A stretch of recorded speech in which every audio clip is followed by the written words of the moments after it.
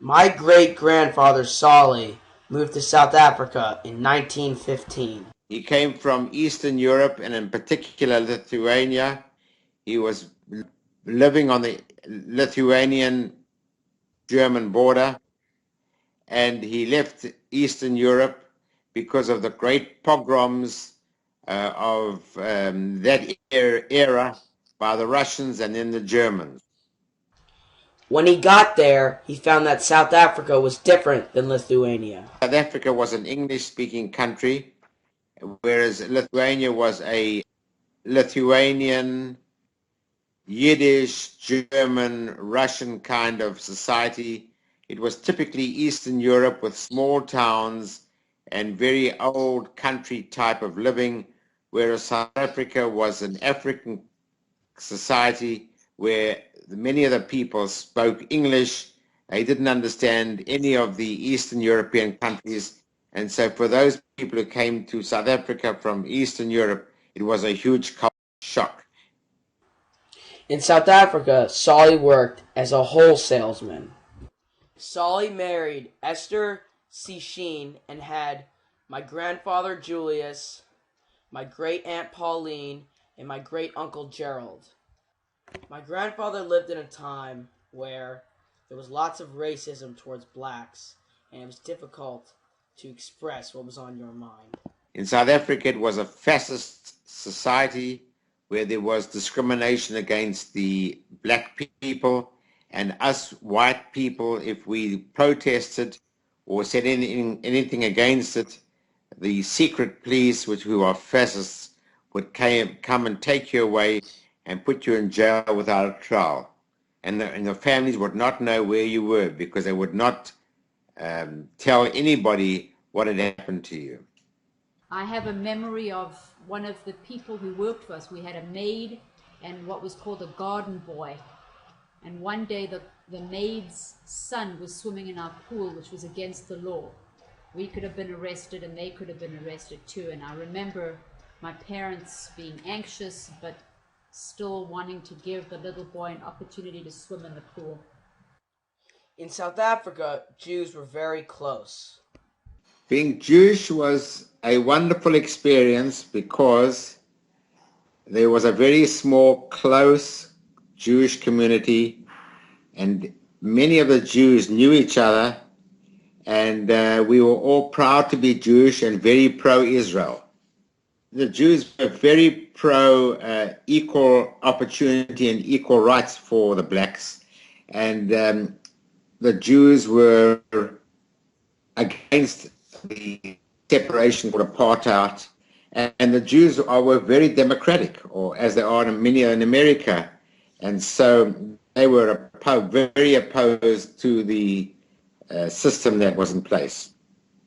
The whites in South Africa were not anti-Semitic towards the Jews because they did not view the Jews as their enemies. They viewed the blacks as their enemies. My grandfather married Avril Jackson and had 3 kids: Sue, my mom, my Uncle Paul, and my Uncle John. My family moved to America July 1977. They moved because of the unrest in South Africa. They were worried that there would be fighting. The blacks were starting to revolt because of the way they are being treated and the little amount of land they were getting. They also moved because my grandfather applied for his green card because the deadline was declining. It was to make the decision to come here was tough, and then leaving our family and friends behind, and particularly our parents and grandparents and cousins was very difficult. And because we left a different culture and came to a new culture, and we were not able to see our parents and cousins on a regular basis like we'd done before then. And that was a very hard part of our lives. America was a very fast-paced Western civilization, whereas South Africa was an African civilization, African country where we weren't as sophisticated as you were in America. We didn't have TV in South Africa in all those days. There was segregation of the people. And when you came to this country, you had none of the above. And that was a great difference in the two cultures. when I first moved, it was a major culture shock. The weather, we moved in the summer in Houston, the weather was boiling hot. I'd never experienced heat like that. We moved into a townhouse, having lived in a house with a pool, with friends and family, and I had no friends at all. And the school was very different. The schools in South Africa are much more formalized. We all wore school uniforms. When the principal walked into our classroom, we all stood up and said, "Good morning, Mr. So-and-so." It was much more structured and rigid, I guess. And the school that I went to in Houston, it was an open class structure. So there were no walls. The whole school was in one big room. And the subjects were different. The way we related to our teachers was different, much less formal. So it took a little while to adjust.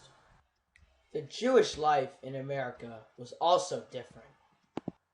Being Jewish in America was very different to South Africa because firstly, we did not know the Jewish community like we did in South Africa, because in South Africa we had been born and grown up with them.